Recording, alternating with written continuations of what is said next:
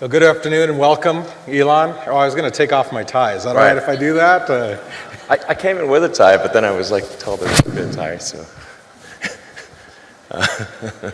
Then we'll both be more comfortable. That's good. Well, thanks for having me. Appreciate your being here today. It's when I'm with you, it's difficult to know where to start.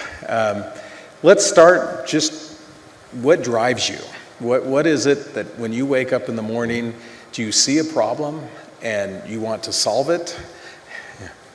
I think the thing that drives me is that I want to be able to think about the future and feel good about that. We're doing what we can to have the future be as good as possible. To be inspired by what is likely to happen, and to look forward to the next day. So that's what really drives me is trying to figure out how to make sure that things are great and going to be so, and that's the underlying principle behind Tesla and SpaceX. Is that I think it's pretty important that we accelerate the transition to sustainable generation and consumption of energy. It's inevitable, but it matters if it happens sooner or later.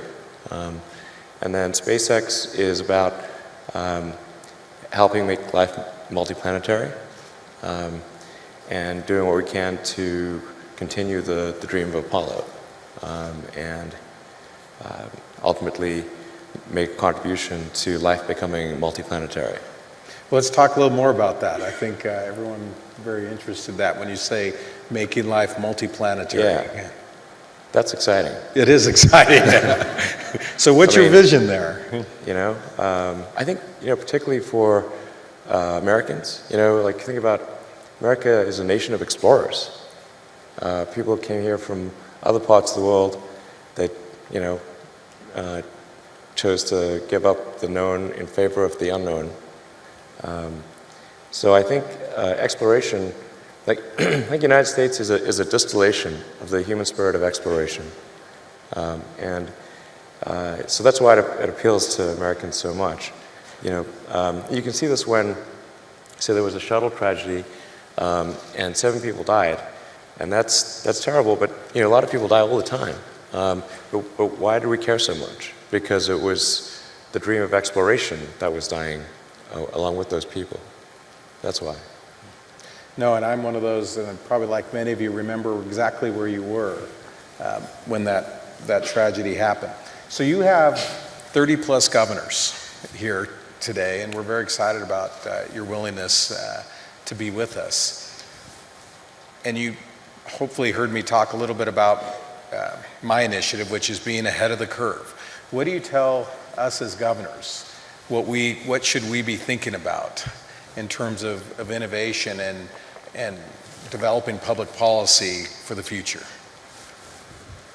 Well, it sure is important to get the rules right.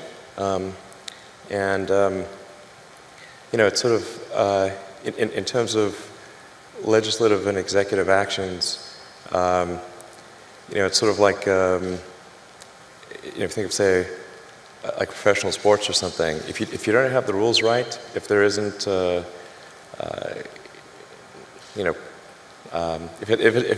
the game isn't set up properly, it's not going to be a good game. So it's real important to get the rules right. Now, I think it's worth noting that I think still in the United States the rules are still better than anywhere else.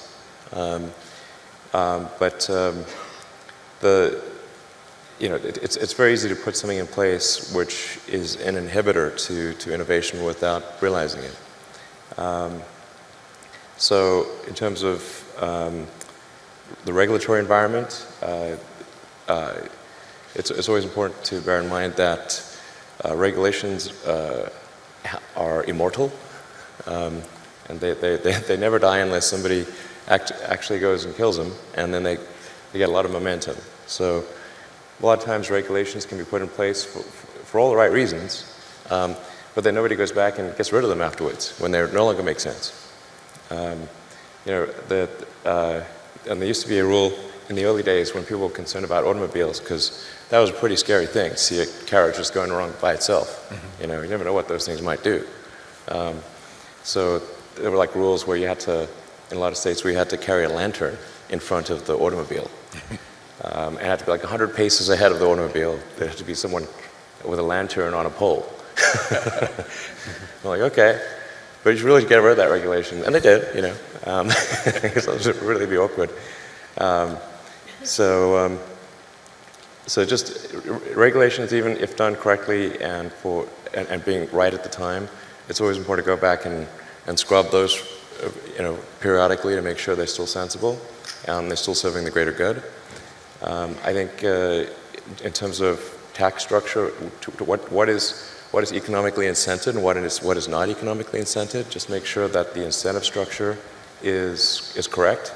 I think I'm saying just totally common sense things here. But it's economics 101. Whatever you incent will happen. So if you incent one thing, that thing will tend to happen more than the other thing. If you incent another thing, that thing will happen. And so the economics should favor innovation. And this is particularly important to protect small to medium-sized companies, because it's sort of like trying to grow a tree in a forest. Like, it's real hard for a new company to grow. When it's just a seedling or a sapling, it needs a lot more protection than if it's a giant redwood or something like that. So very important to give support to small small to medium-sized companies on the innovation front. And they're the ones that need it more than the big companies. And I think at this point Tesla is almost a big company, biggish company anyway.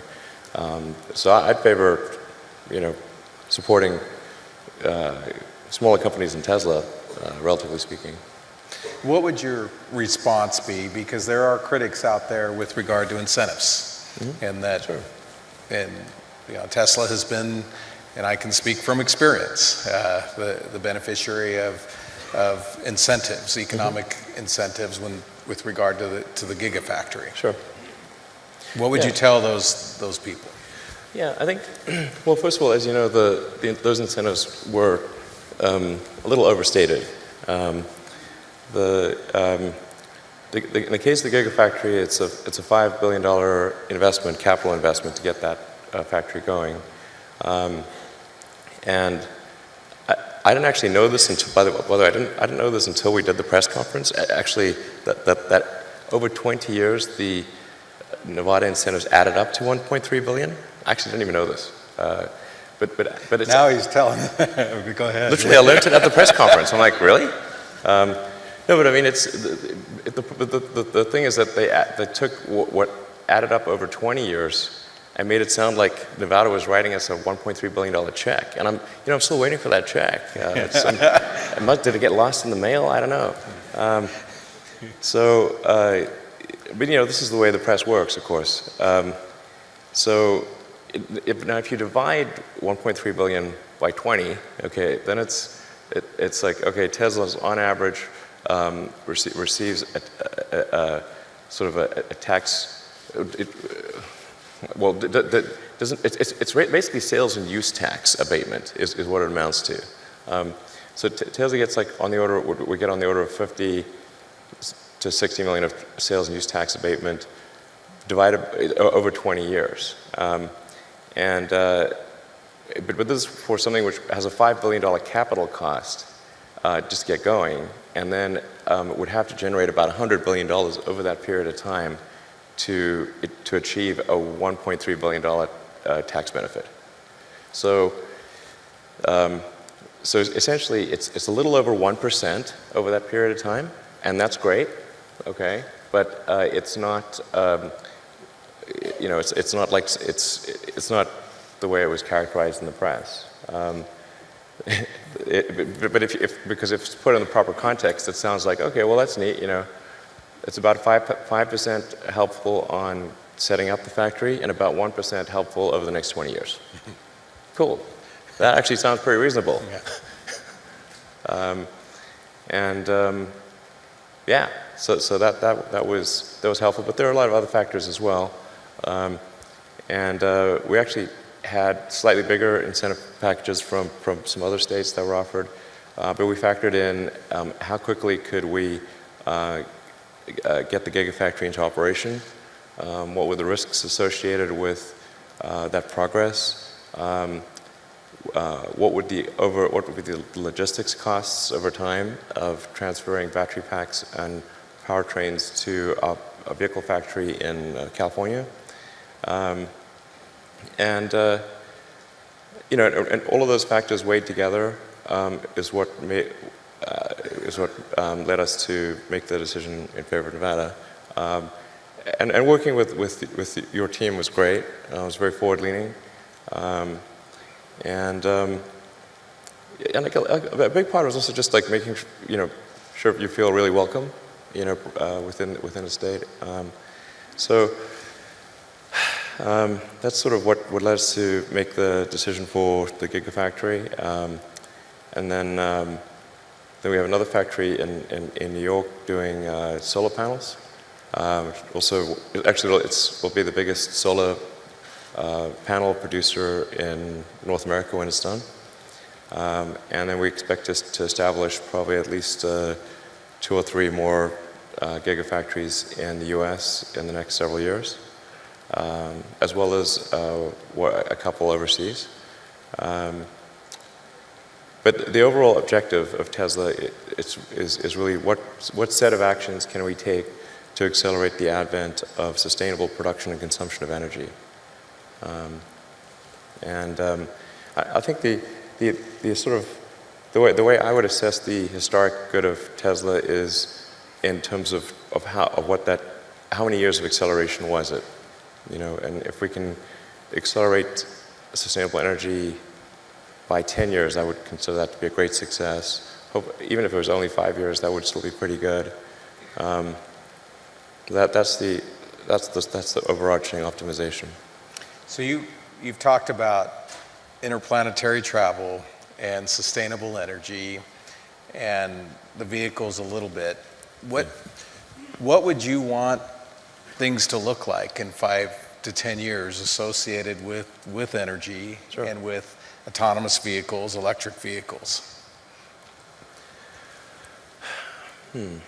Well, I think things are going to grow exponentially. So there's a big difference between 5 and 10 years. My guess is, probably in 10 years, more than a half of new vehicle production is electric in the United States. And China's probably going to be ahead of that because China's been super pro-EV. I don't think a lot of people know this, but China's environmental policies are way ahead of the U.S. Like their mandate for renewable energy far exceeds the U.S. I think sometimes people are under the impression that China is either dragging their feet or somehow behind the U.S. in terms of sustainable energy promotion, but they're by far the most aggressive on Earth. It's crazy. In fact, a coalition of Chinese car manufacturers just wrote the Chinese government to beg for them to slow down the mandate because it's too much. They need to make 8% electric vehicles, I think, next year or in 2 years or something. They can't physically do it. So China's by far the most aggressive on electric vehicles and solar. But that's a common misperception that they're not. There's one Google search away to figure this out, by the way. It's really pretty easy. So, and in 10 years, man, I think, so half of all production, I think, will be EV. I think almost all cars produced will be autonomous in 10 years. Almost all. It will be rare to find one that is not in 10 years. That's going to be a huge transformation. Now, the thing to bear in mind, though, is that new vehicle production is only about 5% the size of the vehicle fleet. So you think about how long does a car or truck last? And they last 15 to 20 years, so before they're finally scrapped. So new vehicle production is only roughly at most 1/15 of the fleet size. So even when new vehicle production, say, switches over to electric or to autonomous, that still means the vast majority of the fleet on the roads is not. It'll take another, 5 to 10 years before that becomes the majority of the fleet becomes EV or autonomous. But if you were to say go out 20 years, overwhelmingly things are electric, autonomous, overwhelmingly. Fully autonomous? Fully autonomous. So no one will have to touch the steering wheel if there is one? There will not be a steering wheel. In 20 years, it will be like having a horse. People have horses, which is cool. But So having a regular car will be like having a horse. Is that what you're saying? yeah, yeah, and there will be people that have non-autonomous cars, like people have horses. It just would be unusual to use that as a mode of transport. Yes, all right. Now, let's talk about the energy piece and rooftop solar and storage. So first of all, it's important to appreciate that the Earth is almost entirely solar powered today, in the sense that the sun is the only thing that keeps us from being at roughly the temperature of cosmic background radiation, which is 3 degrees above absolute zero. If it wasn't for a sun, we'd be a frozen dark ice bowl. And the amount of energy that hits the sun, that reaches us from the sun, is tremendous. It's 99% plus of all energy that Earth has. Then there's this energy we need to use to run civilization, which to us is big, but compared to the amount of energy that reaches us from the sun is tiny. So it's very easy. It actually doesn't take much. If you wanted to power the entire United States with solar panels, it would take a fairly small corner of Nevada, Texas, Utah, anywhere.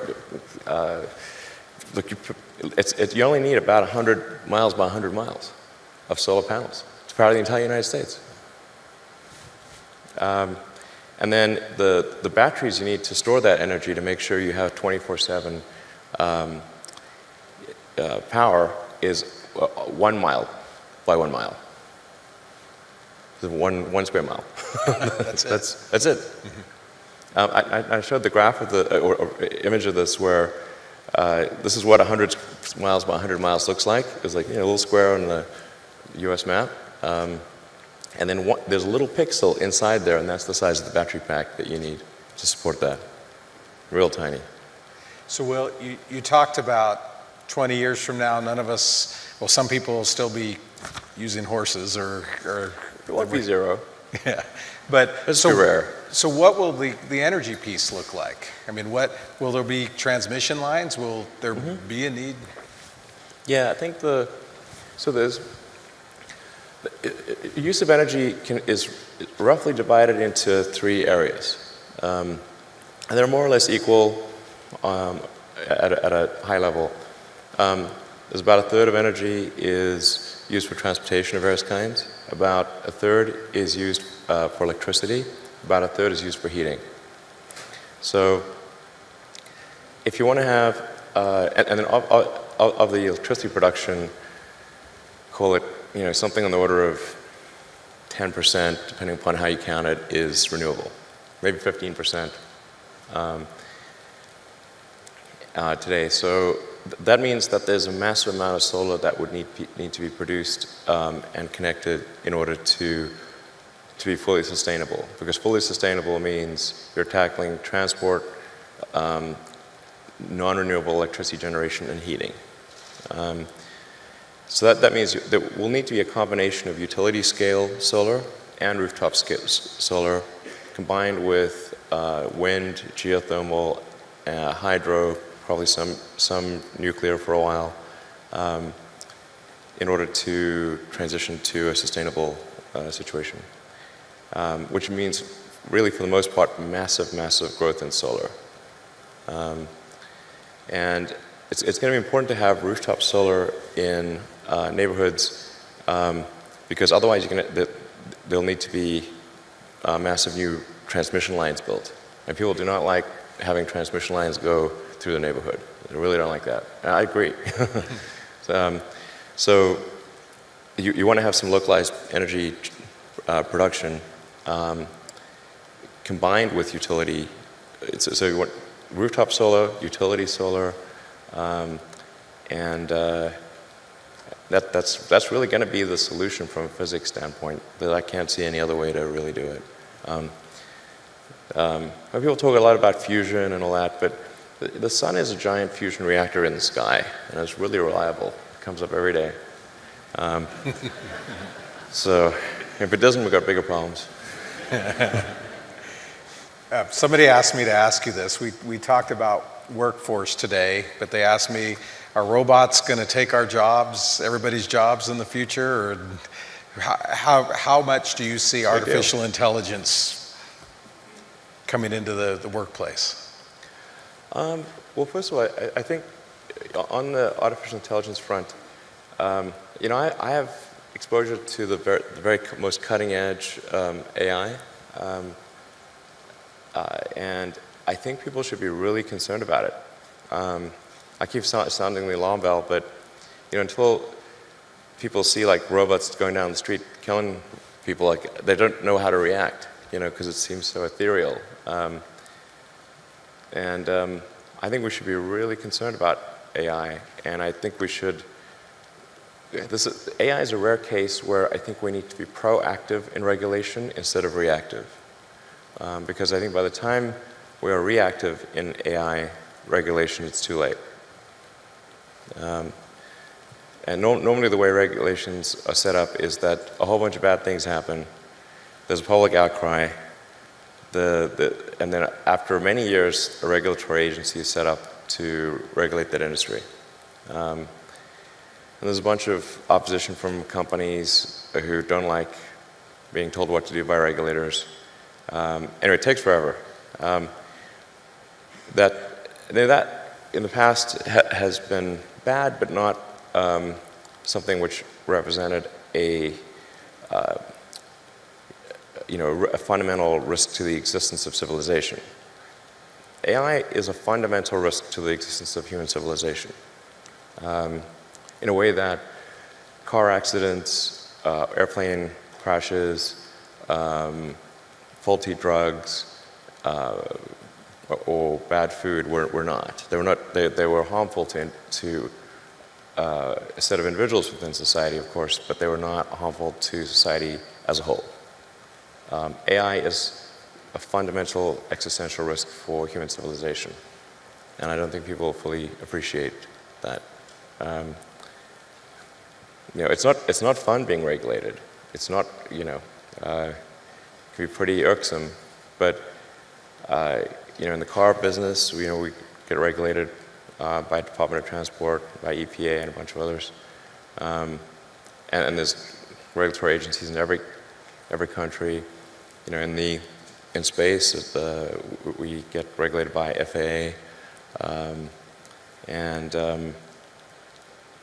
but if you ask the average person, hey, do you want to get rid of the FAA and just like take a chance on manufacturers not cutting corners on the aircraft because profits were down that quarter?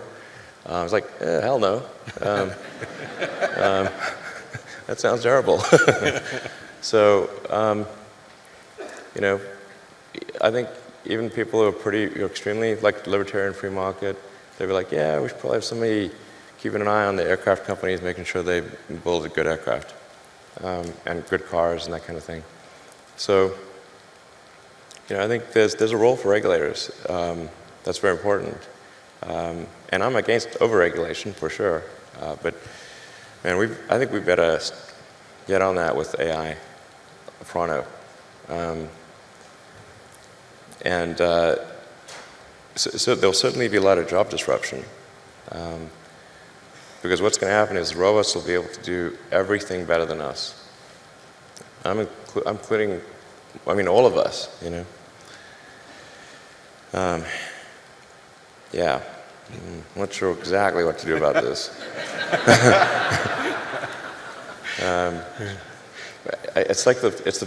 This is really like the scariest problem to me, I'll tell you. Yeah, so I really think we need government regulation here, just because this is, you know, ensuring the public good is served. Because you've got companies that are racing, that they kind of have to race to build AI, or they're going to be made uncompetitive. You know, like essentially, if your competitor is racing to build AI and you don't, they will crush you. So then you're like, we don't want to be crushed. So, you know, I guess we need to build it too. That's where you need the regulators to come in and say, hey guys, you all need to really, you know, just pause and make sure this is safe. And like when it's cool and we're convinced, and the regulators are convinced that it's safe to proceed, then you can go. But otherwise, slow down. But you kind of need the regulators to do that for all the teams in the game. You know, otherwise the shareholders will be saying like, hey, why aren't you developing AI faster? Because your competitor is. I'm like, okay, we've got to do that. Anyway, so it's like, I mean, there's like something like 12% of jobs are transport. Transport will be one of the first things to go fully autonomous. But when I say everything, like the robots will be able to do everything, bar nothing. Let's move back to you're rolling out the Model 3 this year, right? Mm-hmm. And how many orders? What is that going to look like? Yeah, it's going well on that front. We got, I don't know, more. I think like if somebody orders a Model 3 today, they'd only get it probably late next year. We just started production. Made the first production unit last week. The thing that is not well appreciated about something about cars and any kind of new technology is how hard it is to do the manufacturing. It is vastly harder to do the manufacturing by a factor of 100, like 100, than to make that car, to make one of something. Like, with maybe 50 or 60 people, we could make a prototype of practically anything in 6 months. Now to manufacture that thing, we need 5,000 people to spend, 3 years, and that's considered really fast. So manufacturing does this kind of S-curve where it's excruciatingly slow at first, and then it grows exponentially, but people tend to extrapolate on a straight line. So if it's real slow at first, they say, oh, this is real slow, look at that. They're only going to make 5 cars a week forever. Like, nope. There'll be 10 cars a week, then 20 cars a week, then 40 cars a week, then 5,000 cars a week eventually. It just grows crazy fast. So we're hoping to get to something like 5,000 cars a week by the end of the year. Well, I wanted to give an opportunity for some of the governors to ask questions and perhaps some audience questions. I was told that you'd be willing to do absolutely. that. Great. So, governors, any questions for Elon? Governor Scott. Well, thank you very much. We in Vermont have partnered with Tesla in terms of a power pack in our homes, and it's for $15 a day.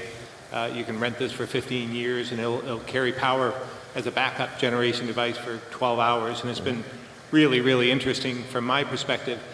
But I'm curious about vehicles and where we're going in the future, or how far in the future do the cars themselves become the charging device, like the roof and deck lids and hood, or do the batteries get so efficient that you don't need that, and then you just power up for a week or something like that? Where are we going in the future with battery storage?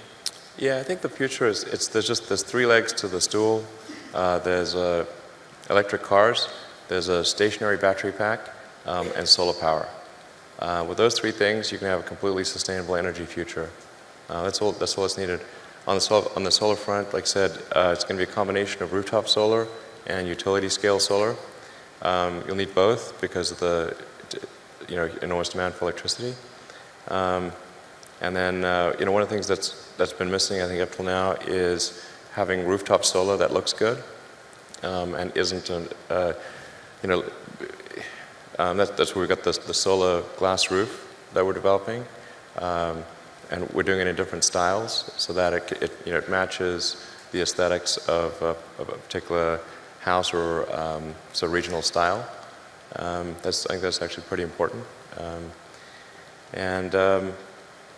But conventional flat panel solars for flat roofs and for commercial will be the way to go.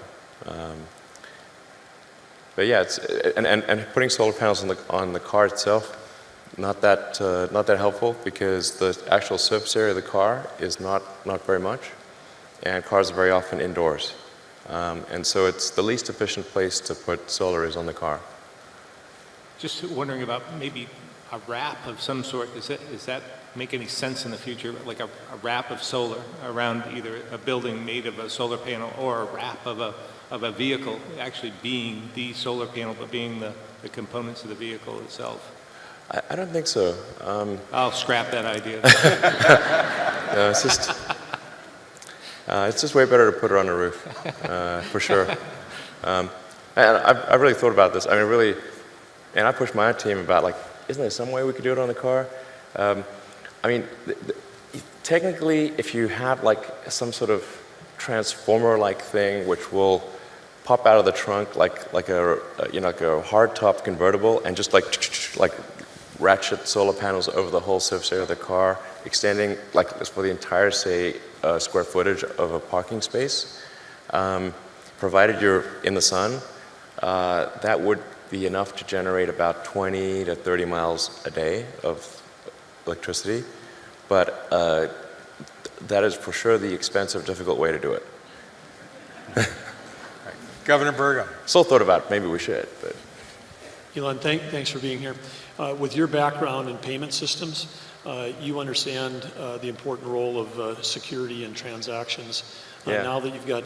I think security is a huge concern, like cybersecurity. Yes, and you're in the vehicles you're building now are incredibly complex software systems. I mean, the car is really a rolling piece of software. It is. It's like a laptop on wheels. Yes. So share with us a little bit about your thoughts on cybersecurity and how we protect. You talked about protecting society when you've got a rolling fleet of. I think one of the biggest risks for autonomous vehicles is somebody achieving a fleet-wide hack. In principle, if somebody was able to hack, say, all of the autonomous Teslas, they could say, I mean, just as a prank, they could say, like, send them all to Rhode Island from across the United States. And they'll be like, well, okay, that would be the end of Tesla. And there'll be a lot of angry people in Rhode Island, that's for sure. So we got to make super sure that a fleet-wide hack is basically impossible, and that if people are in the car, that they have override authority on whatever the car is doing. So if the car is doing something wacky, you can press a button that no amount of software can override. That will ensure that you gain control of the vehicle and cut the link to the servers. So that's pretty fundamental. Within the car, we actually have, even if somebody gains access to the car, there are multiple subsystems within the car that also have specialized encryption. So the powertrain, for example, has specialized encryption. So even if somebody would gain access to the car, they cannot gain access to the powertrain or to the braking system. But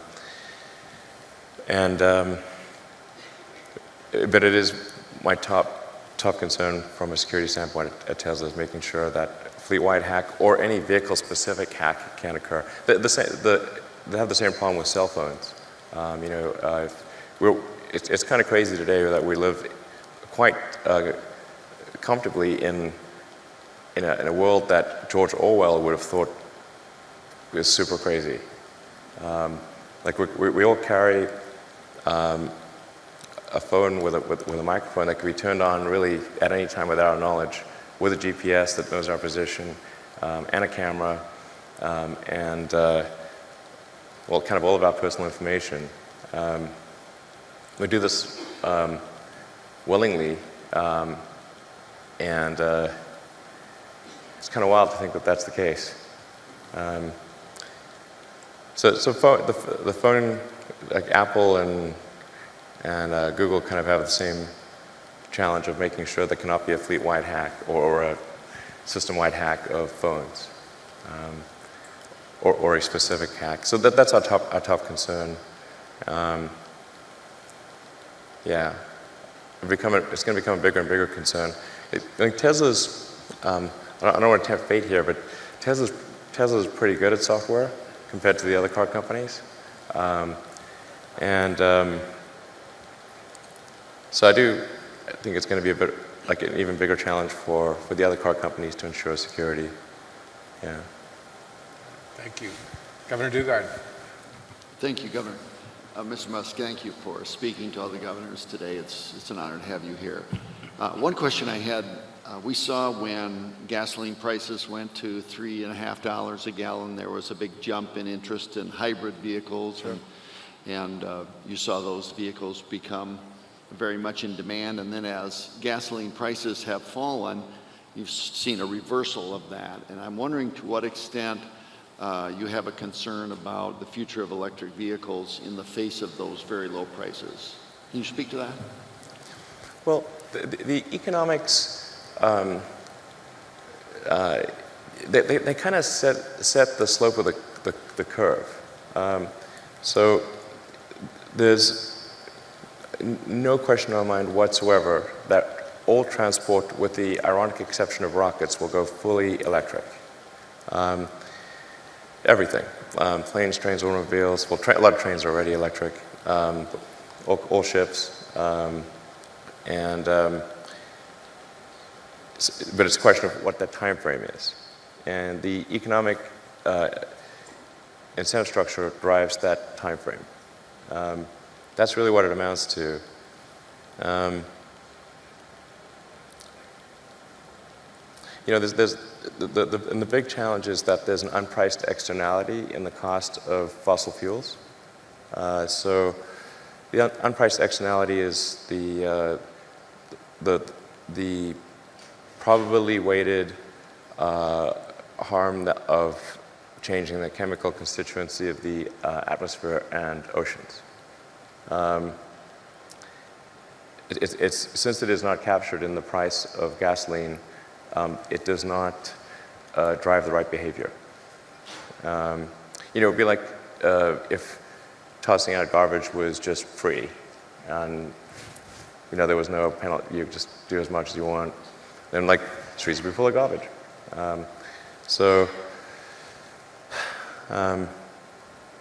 And we regulated a lot of other things like sulfur emissions and nitrous oxide emissions and that kind of thing. It's done a lot of good on that front.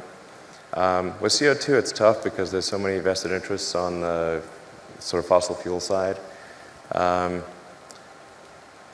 sometimes I feel like those guys feel like kind of hard done by because, it wasn't obvious like when they were creating their oil and gas companies that it would be bad for the environment. And they worked really hard to create those companies. And then they feel like, well, now they're being kind of attacked on moral grounds. When they didn't originally start those oil companies or build them up on bad moral grounds. And it is true that we cannot instantaneously change to a sustainable situation.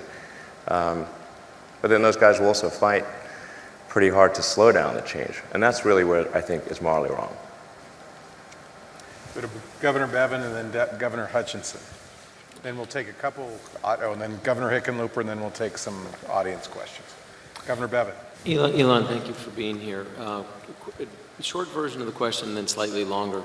The short version is, do you ever feel pressure by others' expectations of you and your endeavors in light of the progress you've made thus far, is the short version. And more specifically, when you look just at Tesla alone, and you look at a company with a $54 billion valuation, Right. and seemingly by typical market metrics, no justifiable reason for that. What are you saying? I'm just saying, I'm Sir, curious. sir. I'm just, in all seriousness, do you feel a concern ever that your intellect and your intellectual curiosity and your ingenuity cannot be matched by those that are trying to commercialize it? Does that ever affect how you think or decisions that you make? Well, it is actually, I find it quite tough when there are very high expectations. I try to actually tamp down those expectations as to be possible. In fact, I've gone on record several times as saying that the stock price is higher than we have any right to deserve. And that's for sure true based on where we are today and have been in the past. So the stock price obviously reflects a lot of optimism about where Tesla will be in the future. And now the thing that makes that quite a difficult emotional hardship for me is that those expectations sometimes get out of control. And I hate disappointing people, and so I'm trying real hard to meet those expectations, but that's pretty tall order. And a lot of times it's really not fun, I have to say. A whole lot less fun than it may seem. So, yeah. I mean, I don't ever sell any stock unless I have to for taxes. So, I've said publicly, I'm not going to take money off the table. I'll be last. I'm going down with the ship. So I'll be the last to do it. Yeah, I mean, I really wouldn't recommend anyone start a car company. I really wouldn't recommend it. It's not a recipe for happiness and freedom. Thanks, Governor Bevin. Governor Hutchinson. Mr. Musk, Asa Hutchinson from Arkansas, thank you for your frank observations about exploration. I look at the spirit of invention and the spirit of exploration, which is really the hallmark of America. What is your comment on NASA, its mission? I was in Congress, I supported NASA, but I always feel like it's floundering, does not have the support of the American people that's needed. What's your comment on NASA, its mission, and what advice would you give us? Sure. Well, first of all, I should say I'm a big fan of NASA.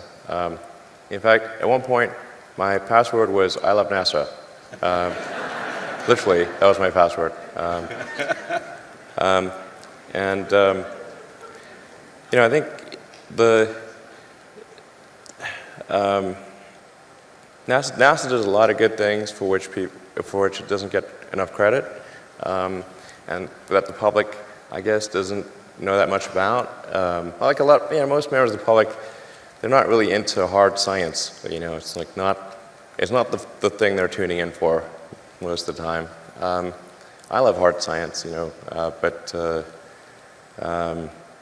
it's not that popular.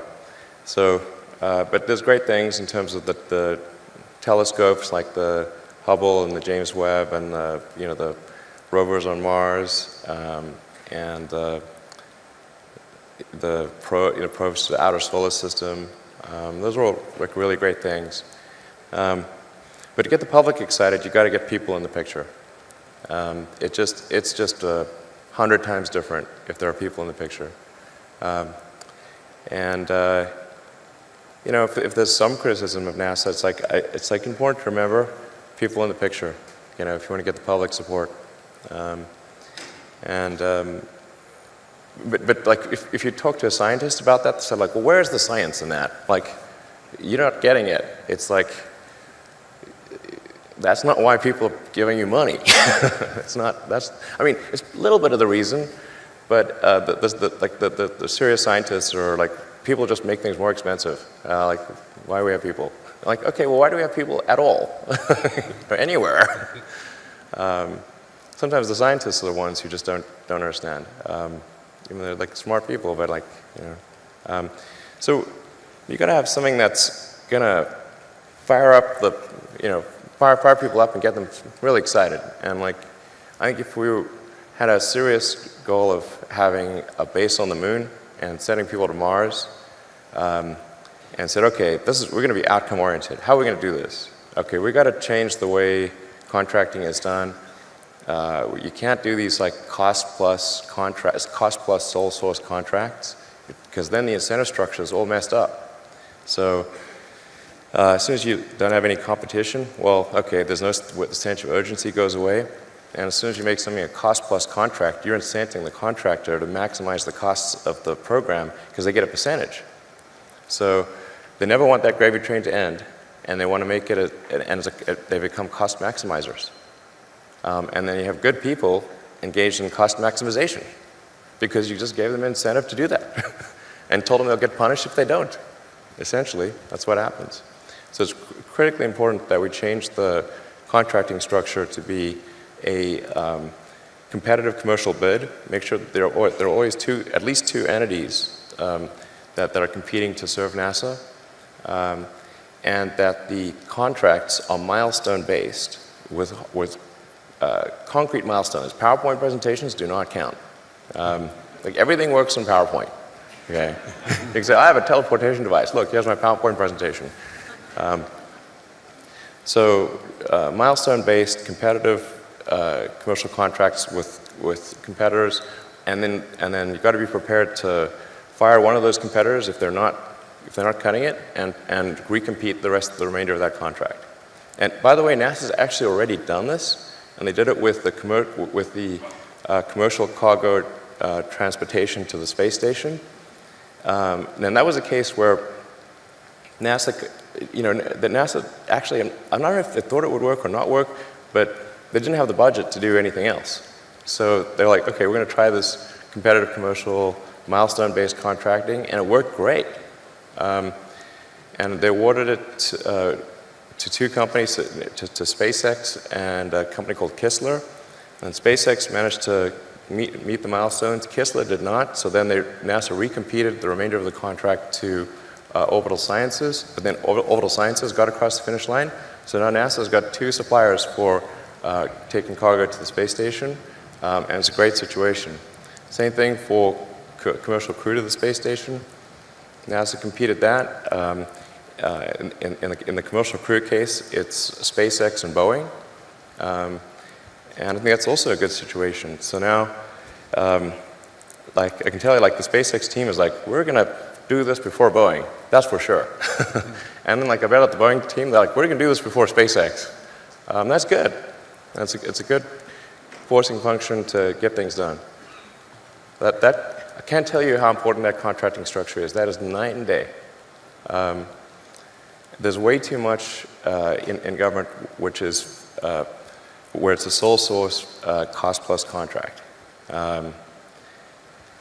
That just, again, economics 101, whatever you incent, that will happen.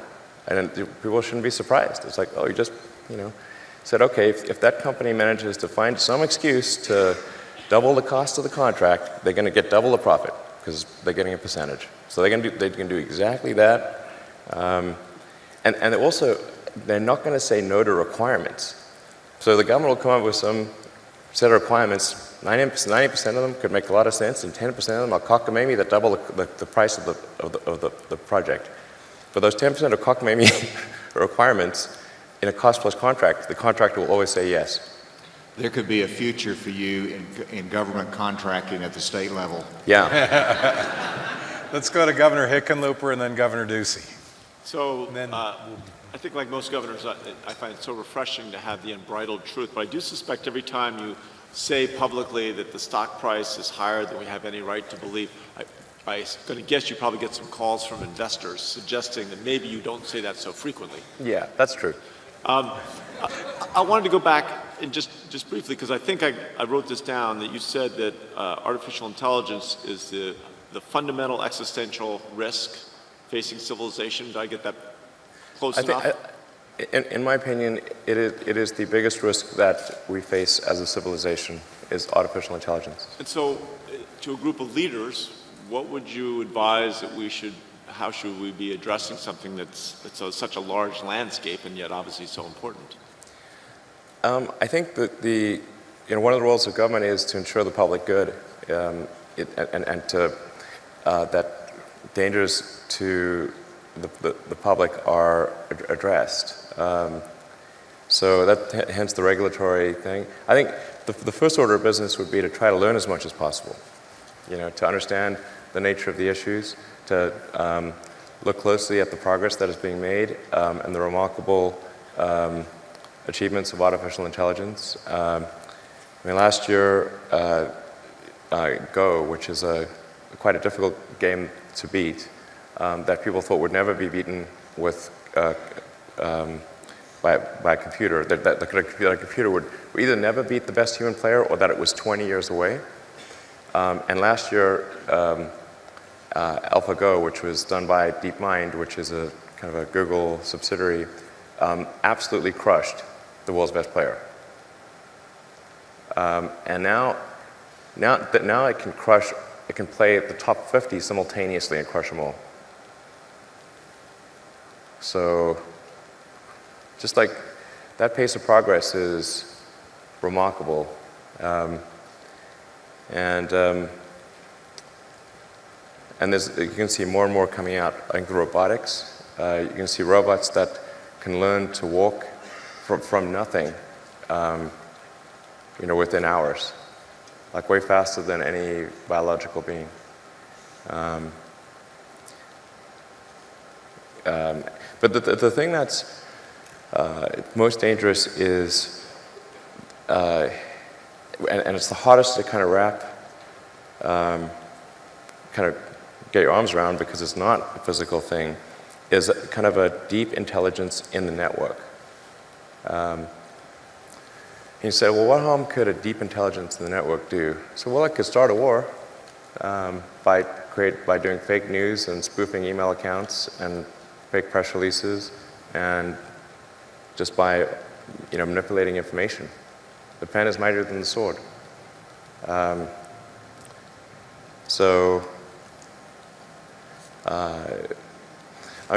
an example, I want to emphasize, I do not think this actually occurred. This is purely a hypothetical that I'm digging my grave here. But there was that second Malaysian airliner that was shot down on the Ukrainian-Russian border, and that really amplified tensions between Russia and the EU in a massive way. Well, let's say if you had an AI that was where the AI's goal was to maximize the value of a portfolio of stocks. One of the ways to maximize value would be to go long on defense, short on consumer, start a war. And then how could it do that? Well, hack into the Malaysian Airlines aircraft routing server, route it over a war zone, then send an anonymous tip that an enemy aircraft is flying overhead right now. Let's go to Governor Ducey, and then we'll have, after Governor Ducey, we'll finish our gubernatorial questions, and then 2 questions, and quick questions, or 1 audience question, and then we'll be done. We're running short on time. Governor Ducey. Thanks, Elon. I really enjoyed your comments today. And as someone who has spent a lot of time in his administration trying to reduce and eliminate regulations, I was surprised by your suggestion to bring regulations before we know exactly what we're dealing with AI. And I've heard the example used, if I were to come up with a colorless, odorless, tasteless gas that was explosive, people would say, well, you have to ban that, and then we'd have no natural gas. So you've given some of these examples of how AI can be an existential threat, but I still don't understand as policymakers what type of regulations beyond slow down, which typically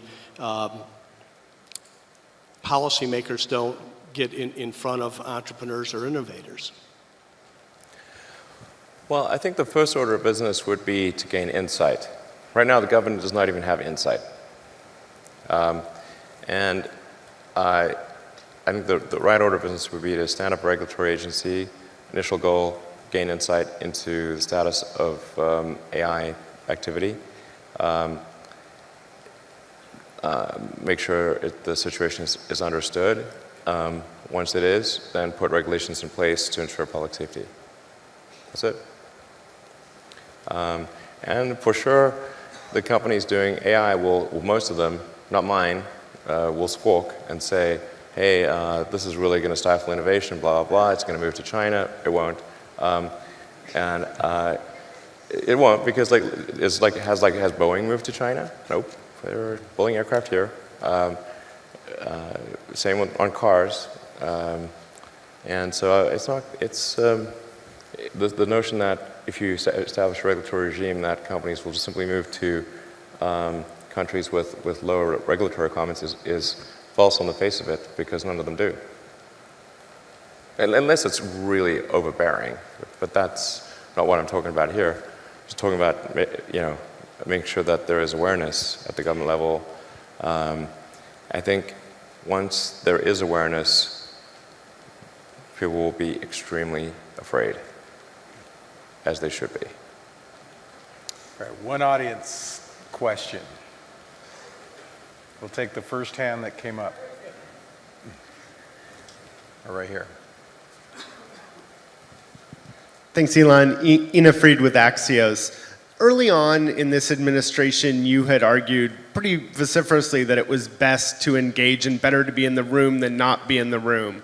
Then when the president decided to pull out of Paris, you said that was kind of the last straw and you were going to drop off. Mm-hmm. What drove you to that? And if you were still speaking to him today, what would you say to the president? Well, I thought it was worth trying hard to to do it was worth trying. I got a lot of flack from multiple fronts for even trying. When some guy ran at billboards and attacking me and full-page ads in the New York Times and whatnot, just for being on the panel, and in every meeting I was just trying to make the arguments in favor of sustainability and sometimes other issues, like we need to make sure that our immigration laws are not unkind or unreasonable, did my best. And I think in a few cases I did actually make some progress, which gave me some encouragement to continue.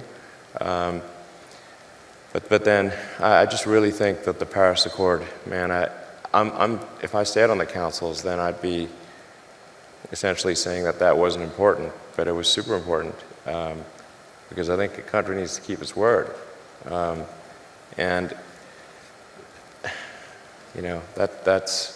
It's not even a binding agreement. So we could always slow it down.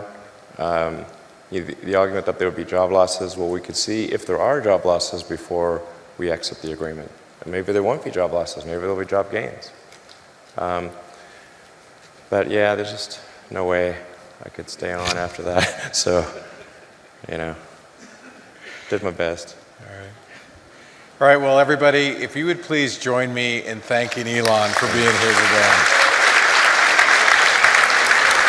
All right. Thank you. Thank you.